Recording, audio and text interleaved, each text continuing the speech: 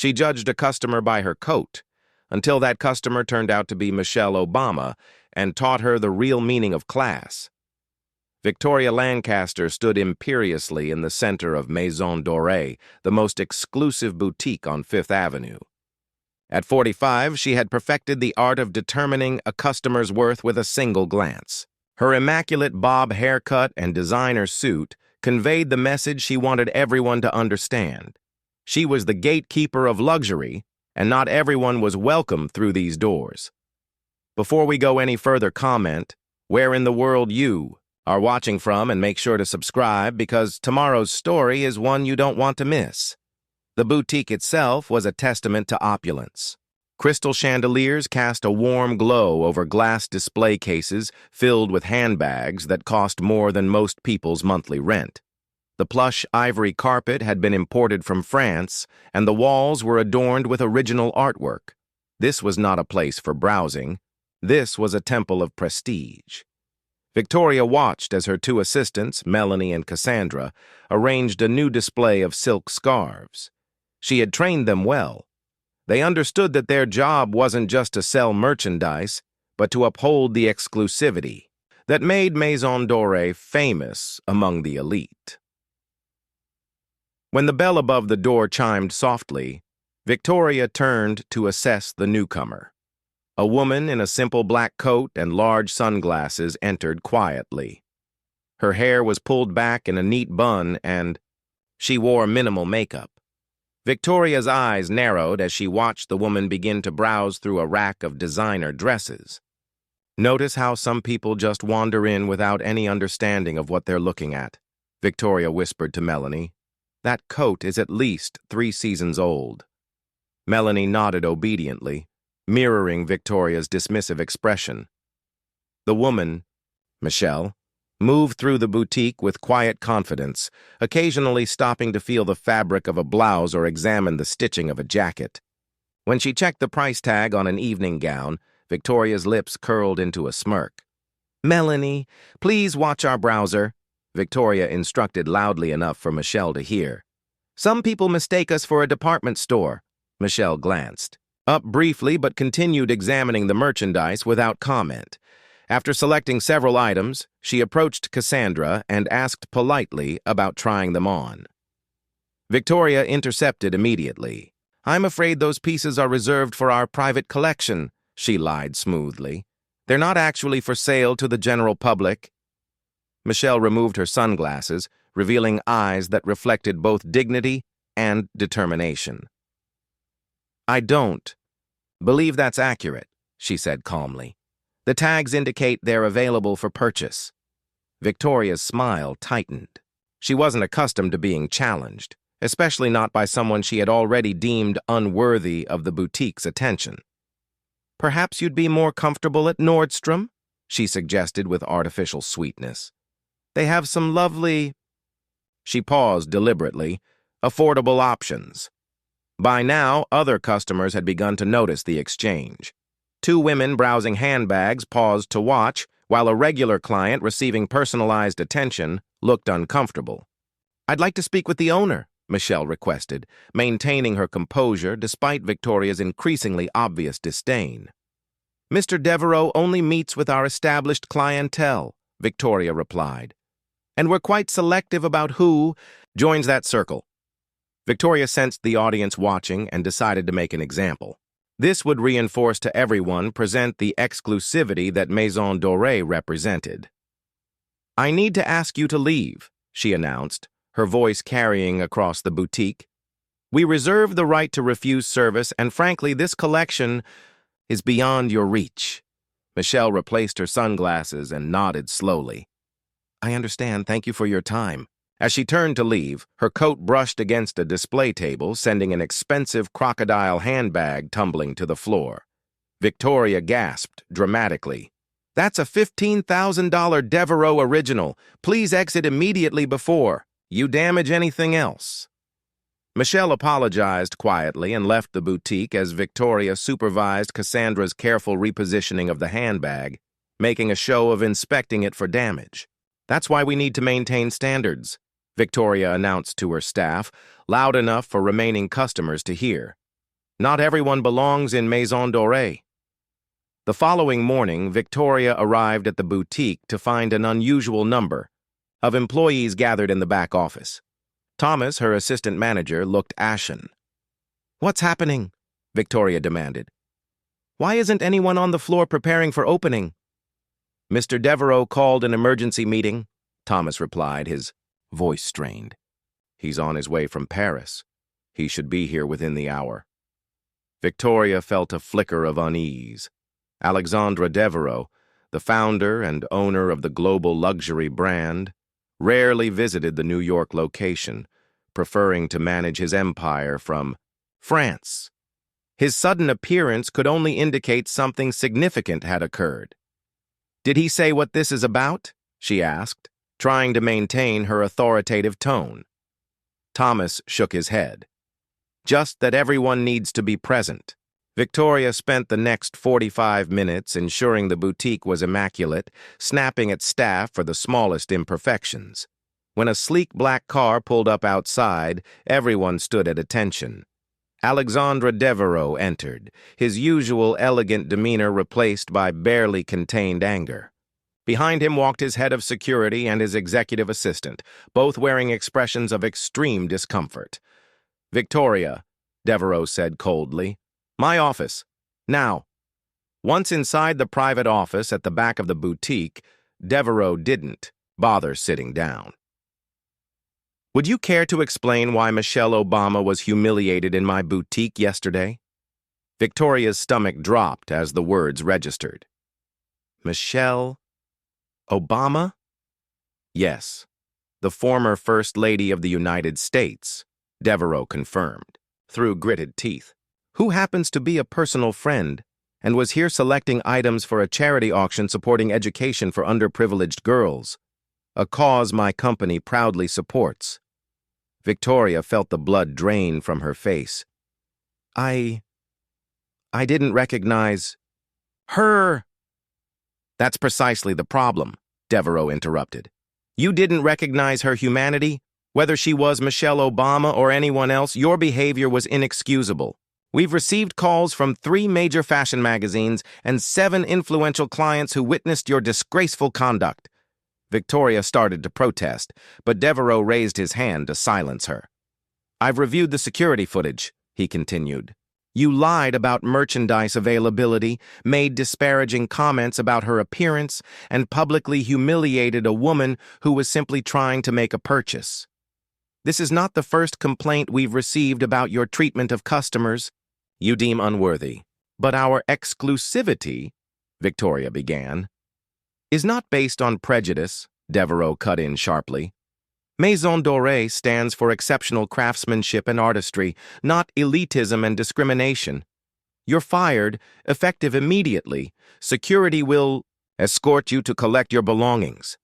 Victoria stood frozen, unable to process the sudden collapse of her carefully constructed world. 15 years of building her reputation in the luxury retail industry, gone in an instant because she failed to recognize one of the most famous women in America.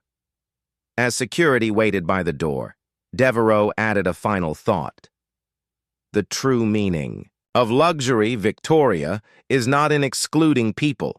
It's in creating something so exceptional that it speaks for itself. You never understood that." 3 weeks later, the atmosphere in Maison Dorée had transformed dramatically. Thomas, now promoted to manager, had implemented Devereaux's vision of accessible luxury, where craftsmanship rather than exclusivity was celebrated. The staff still provided impeccable service, but the arbitrary barriers Victoria had erected were gone.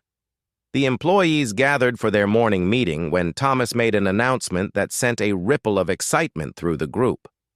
"Mrs. Obama will be visiting us today to finalize selections for the charity auction," he informed them. "Mr. Devereaux himself has apologized to her, and she has graciously agreed to return. Everyone is to provide exemplary service, but otherwise, treat her as we would any valued customer, with respect and without fuss." As the employees dispersed to their positions, the front door opened. Victoria Lancaster entered, now dressed in significantly less expensive clothing than her former wardrobe had featured. The staff froze, expressions of shock evident on their faces. "Victoria," Thomas said, recovering first. "We weren't expecting you." "I'm not here to make trouble," she replied, her former confidence noticeably diminished. "I have an appointment."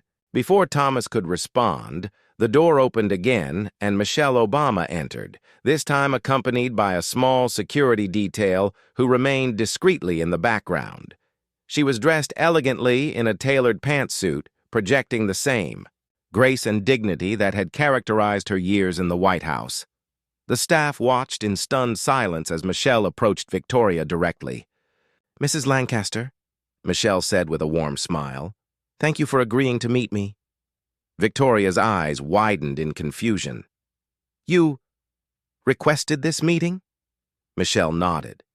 "After speaking with Alexandra about the incident, I asked if he would be willing to reconsider your termination." A murmur spread through the boutique as employees exchanged bewildered glances. "But why?" Victoria asked, visibly struggling to understand. "After how I treated you." "Because everyone deserves a second chance," Michelle replied. "And sometimes, our worst moments can lead to our greatest growth. I've arranged for you to work with my foundation on our community outreach program. We help connect luxury brands with underserved communities for mentorship and education." Victoria looked stunned. "You're offering me a job?" "I'm offering you an opportunity," Michelle corrected gently. "To use your knowledge of this industry to open doors for young people who might otherwise never see inside places like this. Not as a manager, but as a mentor." Thomas stepped forward. "Mr. Devereaux has agreed that if you complete 6 months with the foundation, he'll consider bringing you back in a new role focused on customer experience training." Victoria's carefully constructed facade crumbled completely as tears filled her eyes. "I don't deserve this kindness." "It's not about deserving," Michelle replied. "It's about growing and learning. Sometimes the most valuable perspective comes from someone who's had to reconsider their own." 1 year later, Maison Doré hosted a special event, the graduation ceremony for the first class of the Devereaux Mentorship Program. 20 young people from diverse backgrounds had completed 6 months of training in various aspects of the luxury retail industry. The boutique had been transformed for the evening, with the new graduates proudly showing their families around the space they had come to know so well. In the center of the room stood a display of accessories designed by the program participants, each piece bearing a small tag with the creator's name. Victoria, now dressed elegantly but without her former hauteur, guided a group of industry professionals through the collection, explaining the techniques each student had mastered. "The program has taught me as much as it's taught them," she admitted to a fashion editor from Vogue. "I used to think luxury was about exclusivity. Now I understand it's about excellence, and excellence can come from anywhere." Across the room, Michelle Obama chatted with Alexandra Devereaux, both watching Victoria with approval. "You were right," Devereaux said. "She had valuable skills. She just needed to direct them properly." Michelle smiled. "Sometimes people just need to be seen differently to see differently themselves." 1 year had passed since that fateful day when Michelle Obama had returned to Maison Doré and offered Victoria Lancaster an unexpected opportunity for redemption. The boutique, once known primarily for its exclusivity, had been transformed not just in atmosphere, but in purpose. Tonight marked the culmination of those changes as Maison Doré hosted the graduation ceremony for the inaugural class of the Devereaux Mentorship Program. 20 young people from diverse backgrounds who had completed 6 months of intensive training in various aspects of the luxury retail industry. The boutique had been reimagined for the evening's celebration. The usual pristine displays had been temporarily replaced with showcases highlighting the work of the program participants. Crystal chandeliers that once symbolized unapproachable opulence now cast a warm, welcoming glow over a space that buzzed with pride and achievement. In the center of the main showroom stood an elaborate display of accessories designed by the graduates themselves, each piece representing hours of dedicated work under the guidance of the Devereaux design team and bearing a small gold tag with the creator's name. Victoria Lancaster, dressed in an elegant navy blue dress that was sophisticated without being ostentatious, moved through the crowd with a new kind of confidence. Gone was the imperious demeanor that had once defined her presence in these rooms. In its place was something more genuine, an assured expertise tempered by humility. As she guided a group of influential industry professionals through the collection of student work, her passion was evident not in her emphasis on exclusivity, but in her appreciation for craftsmanship and innovation. This clutch was designed by Amara, Victoria explained, carefully lifting a small handbag crafted from deep burgundy leather with intricate geometrical patterns embossed along its edges. She drew inspiration from the architectural elements of her grandmother's neighborhood in Harlem. What makes it particularly special is how she's incorporated traditional techniques while creating something thoroughly contemporary. A fashion editor from Vogue leaned in to examine the piece more closely. "The attention to detail is remarkable. I wouldn't have known this was a student work." Victoria smiled, a genuine expression that reached her eyes, something that would have been rare during her previous tenure. "That's precisely what we've been working to achieve. The program isn't about creating watered-down versions of luxury for the sake of inclusion. It's about recognizing that talent and creativity exist everywhere and giving those with potential the technical skills and industry knowledge to express their unique perspectives." "You seem transformed by this experience yourself," the editor observed, studying Victoria with professional curiosity. Victoria nodded, her expression thoughtful. "The program has taught me as much as it's taught them," she admitted. "I used to think luxury was about exclusivity, about keeping people out. Now I understand it's about excellence, and excellence can come from anywhere. These students have shown me that limitation isn't in lack of talent, but lack of opportunity."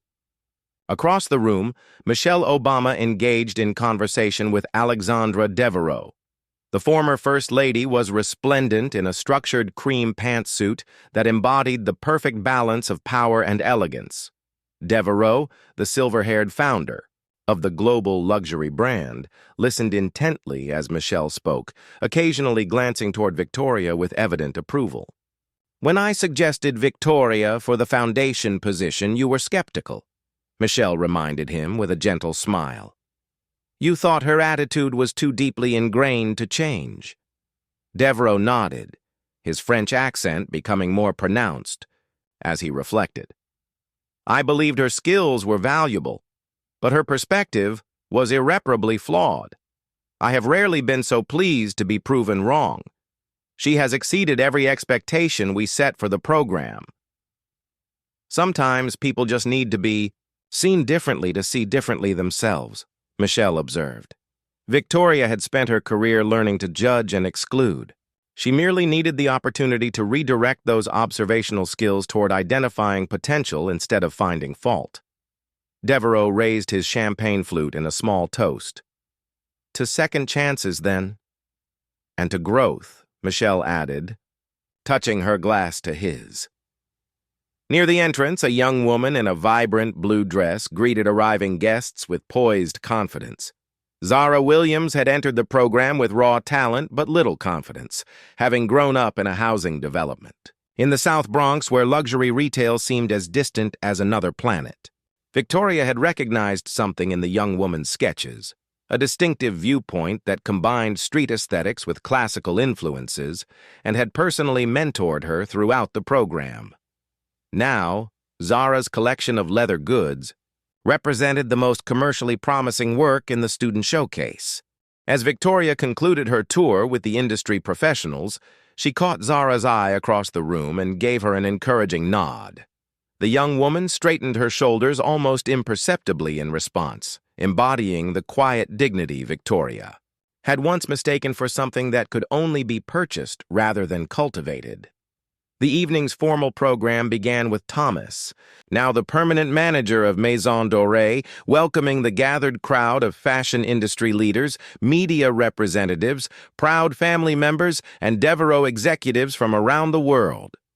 1 year ago, he began, Maison Doré embarked on a journey to redefine what luxury means in the 21st century. Under Mr. Devereaux's visionary guidance and with the extraordinary partnership of the Obama Foundation, we've created a program that doesn't simply teach technical skills, but cultivates an understanding that true luxury is about exceptional quality, thoughtful design, and authentic connection, not artificial barriers.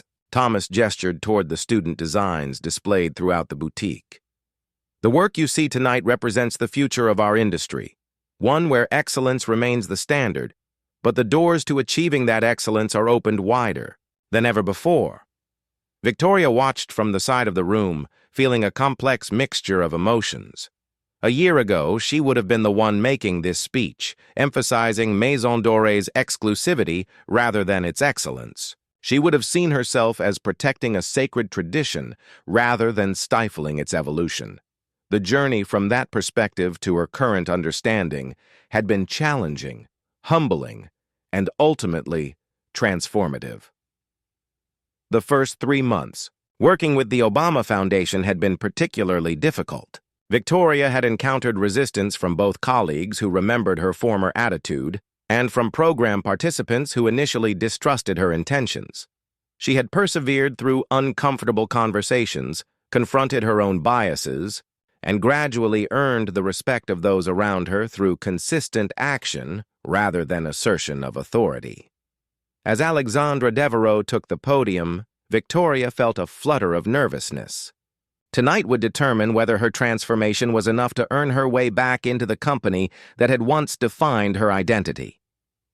When we established the Devereaux Mentorship Program, Devereaux began, his voice carrying the gravitas of a man who had built a global luxury empire, we had 2 goals. First, to identify and nurture exceptional talent from communities traditionally underrepresented in our industry.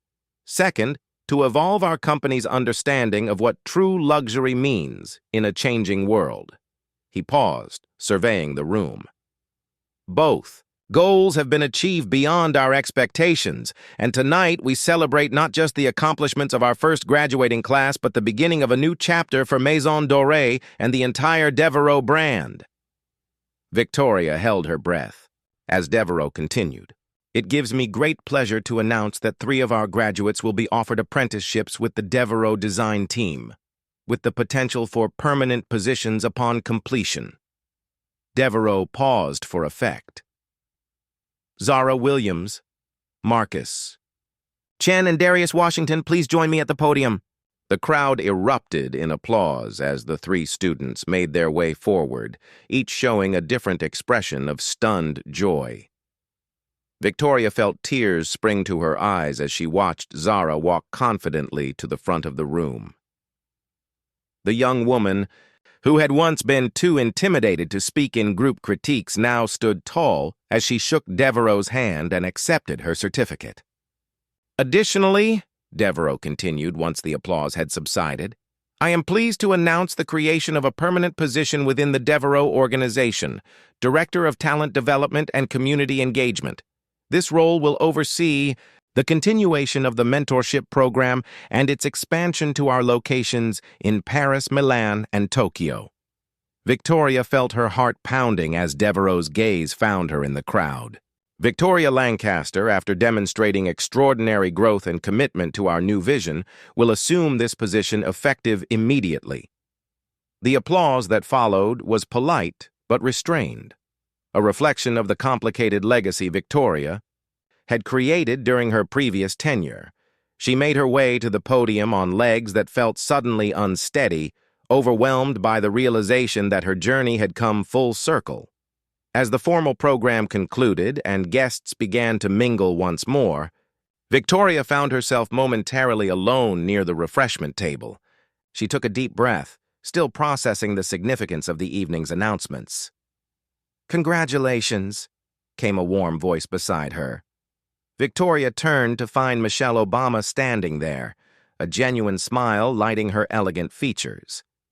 "Mrs. Obama," Victoria said, emotion making her voice slightly unsteady. "I never properly thanked you for what you did. You could have ensured I never worked in this industry again. You would have been justified in doing so.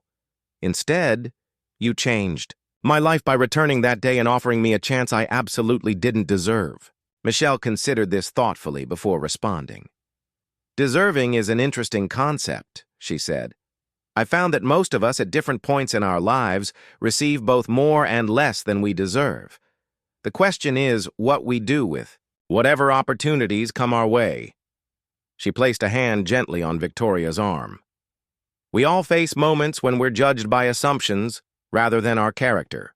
What matters is what we do with the opportunity to overcome those judgments, both those we face and those we make." Victoria nodded, understanding the depth of the lesson.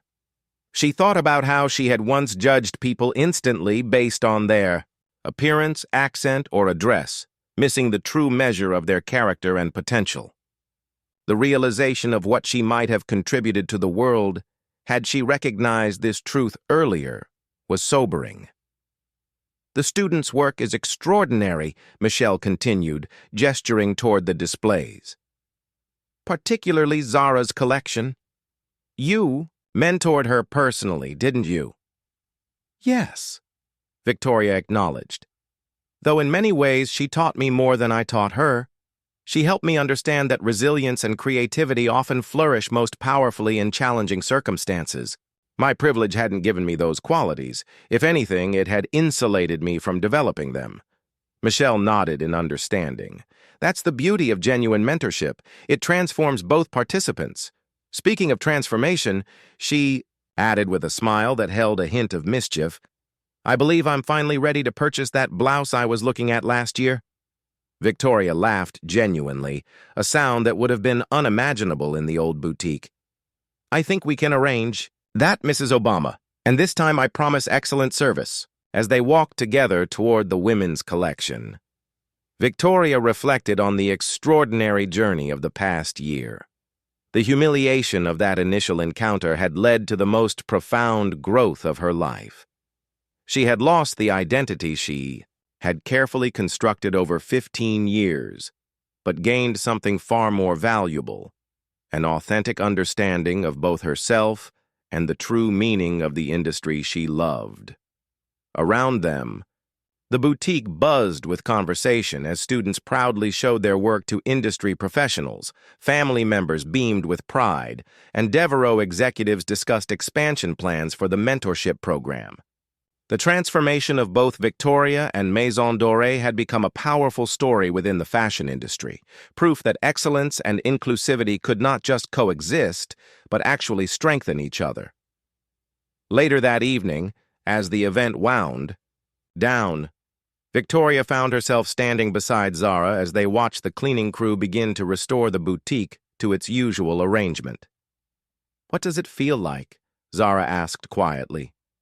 "To be on the other side of your own prejudice?"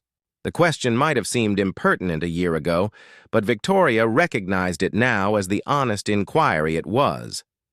"Humbling," she answered truthfully, "and liberating. I spent years building walls that I thought protected something precious, only to discover they were actually a prison." Zara nodded thoughtfully. "My grandmother says that's how all real wisdom works. It humbles you before it lifts you up." Victoria smiled, thinking how much wisdom she had encountered in unexpected places over the past year. "Your grandmother sounds like someone I should meet." "She'd like that," Zara replied with a grin. "Just don't tell her you used to be the scary boutique lady who wouldn't let people like us shop here." Both women laughed, the sound echoing through the boutique that had once enforced silence as part of its austere atmosphere. In that laughter was the truth of what had happened at Maison Doré, not just a policy change or a program implementation, but a fundamental shift in understanding what gives objects, experiences, and ultimately people their true value. As Victoria locked the boutique door that night, She looked back at the space that had once been her fortress against the ordinary and now served as a bridge between worlds. The true transformation, she realized, wasn't in the boutique itself, but in the eyes that now saw it differently, eyes that had learned to look beyond surfaces to recognize the extraordinary potential that existed in the most unexpected places.